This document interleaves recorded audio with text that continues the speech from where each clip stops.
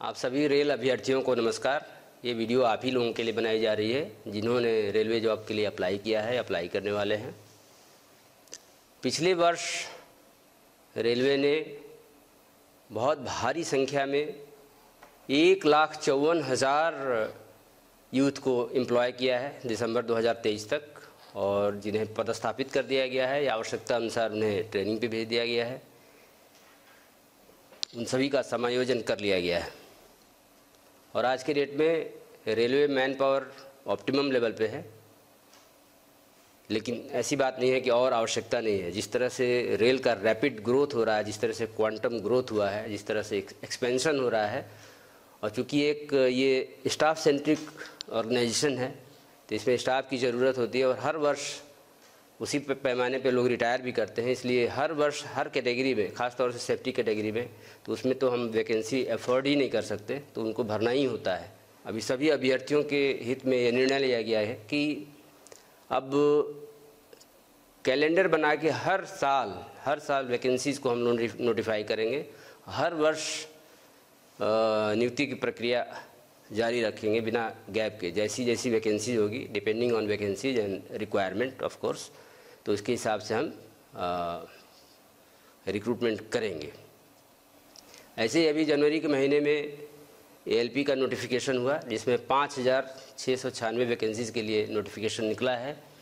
और जो जनवरी में नोटिफिकेशन हुआ है उसमें हमारा लक्ष्य है कि दिसंबर तक उस पूरे प्रोसेस को कंप्लीट कर लें और दिसंबर में हम एएलपी का 5,696 लोगों का पैनल दे दें। और जैसे ही पैनल वो समाप्त हो, चूँकि ये वैकेंसी अराइज होती रहती है, तो अगले वर्ष के लिए भी हम कैलेंडर जारी कर दें। इतना ही नहीं, जैसा कि स्टूडेंट्स का भी, जो हमारे यूथ है, उनका डिमांड था कि और भी वैकेंसीज़ कब आ रही हैं, कब आएंगी, तो उसको भी ध्यान में रखते हुए रेल मंत्रालय ने अभी हम लोगों ने इसको नोटिस में भी दे दिया है कि टेक्नीशियन कैटेगरीज में जिसमें 9,000 वैकेंसीज़ हैं, ऑलमोस्ट अनुमानित वैकेंसीज़ हैं, उसके लिए भी हम लोगों ने एक टेंटेटिव कैलेंडर दे दिया है कि 9,000 वैकेंसीज़ को फरवरी के महीने में 2024 में नोटिफाई करेंगे और एक साल में, यानी कि अगले साल फरवरी तक इसको कंप्लीट कर लेंगे। कंप्लीट करने के बाद एक नेक्स्ट साइकिल में हम नोटिफाई करेंगे, ताकि पूरे रिक्रूटमेंट प्रोसेस को टाइम बाउंड मैनर में हम इसको कंप्लीट कर पाएँ, संपन्न कर पाएँ। इसके अलावा रेल मंत्रालय ने एक बहुत बड़ा कदम उठाया है एज रिलैक्सेशन दे करके। कोविड के टाइम में, जैसा कि आप जानते हैं, 2-3 साल तक परीक्षाएं करना संभव नहीं हो सकी थी। बहुत सारे कैंडिडेट्स ओवर एज हो गए थे, तो उनको सम्मिलित करने के लिए, उनको भी अवसर प्रदान करने के लिए रेल मंत्रालय ने 3 साल का, 1 साल नहीं, 2 साल नहीं, 3 साल का एज रिलैक्सेशन दिया है, जो कि जिससे हमारे कैंडिडेट्स जो वंचित रह गए थे, जो चूक गए थे एग्ज़ाम देने से, हो पाएंगे, अपीयर हो पाएंगे आगामी होने वाले एग्ज़ाम्स में। तो एक बड़ा उनके लिए भी अवसर होगा। और इस संदर्भ में मैं कुछ और बातें ही बताना चाहूँगा अपने अभ्यर्थियों को कि जब भी नोटिफिकेशन निकलता है तो फॉर्म कैसे भरना है। फॉर्म फिलअप करने से ही आपका एग्ज़ाम शुरू हो जाता है, वहीं से, वो भी पार्ट है एग्ज़ाम देने का। तो बहुत से अभ्यर्थी बाद में बड़े हताश हो जाते हैं कि उनका फॉर्म रिजेक्ट हो गया। तो हम लोगों ने देखा, हम लोगों का अनुभव ये है विगत रिक्रूटमेंट्स में कि बहुत से 5% के करीब ऐसे एप्लीकेशंस रिजेक्ट हो जाते हैं जिनमें प्रॉपर ढंग से सिग्नेचर नहीं किया गया है या प्रॉपर ढंग से फ़ोटो नहीं लगाया गया है।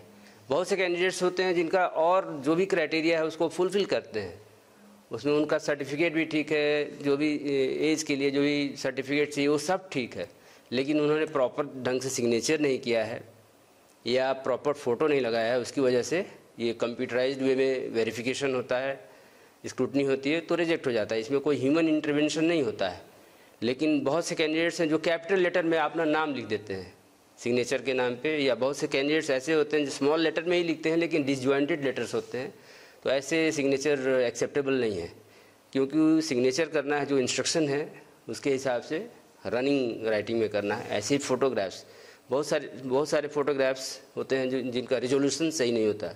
रिजोल्यूशन सही होना चाहिए, ख़राब रिजोल्यूशन होने पे, स्पष्ट नहीं होने पे वो रिजेक्ट हो जाएंगे। ऐसे बहुत से कैंडिडेट्स होते हैं जो फुल बॉडी का अपना फ़ोटोग्राफ दे देते हैं। या बहुत से ऐसे कैंडिडेट होते हैं, अभ्यर्थी होते हैं जो सेल्फी दे देते हैं, और ऐसे भी कैंडिडेट्स होते हैं जो ग्रुप में फ़ोटोग्राफ्स दे देते हैं। वेरीफाई करना बड़ा मुश्किल होता है, और जैसा कि आप जानते हैं आइडेंटिटी और जेन्युइनिटी सबसे इम्पॉर्टेंट पार्ट है किसी भी रिक्रूटमेंट प्रोसेस का। हमारी तरफ से अपील यही है कि फॉर्म भरते वक्त आप बहुत अलर्ट रहें, बहुत ध्यान से भरें, ताकि ये जो सुनहरा अवसर आपको मिला है उससे आप वंचित न रह जाएं। और जो भी बातें मैं बता रहा हूँ, इन सब बातों को सभी आरआरबीज़ ने अपने वेबसाइट पे दे दिया है, उसको आप देख सकते हैं। ऐसे ही एज रिलैक्सेशन भी दे दिया गया है। तो हम सभी प्रतिबद्ध हैं, जो भी हम लोगों ने कैलेंडर दिया है, जो भी शेड्यूल दिया है, उसको हम लोग उस लक्ष्य को उसी शेड्यूल के हिसाब से जितना रिक्रूटमेंट है उसको हम कंप्लीट करें।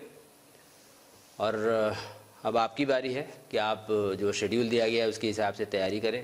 अब आप जी जान से लग जाएं एग्ज़ाम देने के लिए। तो मेरी तरफ से, हमारी तरफ से, रेलवे की तरफ से, आरआरबीज़ की तरफ से आप सभी को ऑल द बेस्ट। आप सभी को ढेर सारी शुभकामनाएं। धन्यवाद।